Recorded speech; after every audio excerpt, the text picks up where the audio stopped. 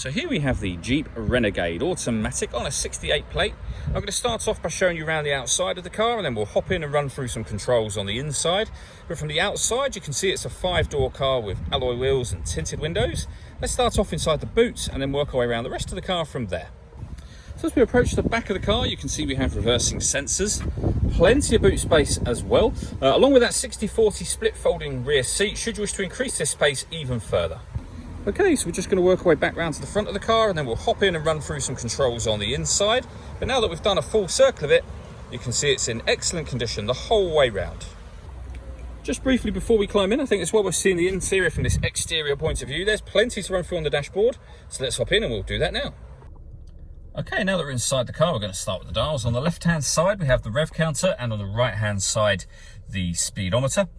In the middle, you can see a digital readout for the speedometer is currently being displayed there as well. And we have the fuel gauge and coolant temperature gauges in that section too.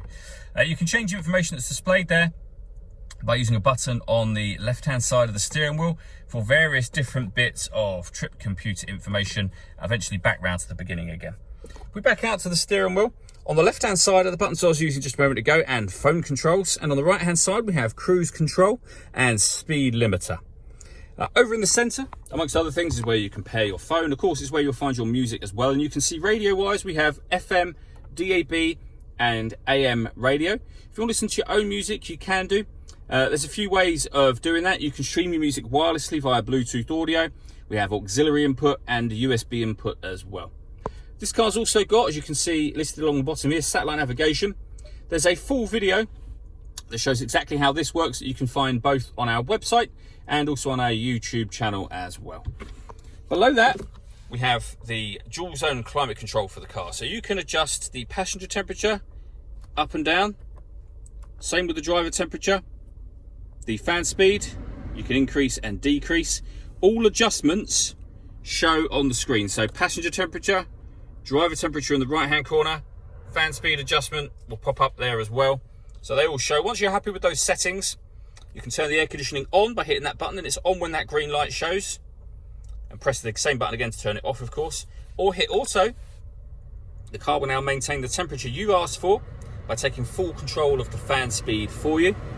You can override that by readjusting the fans to whatever level you want them on. We can turn off the parking sensors from here. We can turn off the lane departure warning system from here, should you wish to. At the bottom here, we have a 12-volt charging socket underneath that. The auxiliary and USB inputs that I mentioned a moment ago. Then the gear lever for the fully automatic gearbox. And these buttons just here. So this is the electronic handbrake. This turns the traction control off. And this will turn off the stop and start. This car is designed to cut out when it's stationary in traffic, which will save you fuel. That system is now turned off.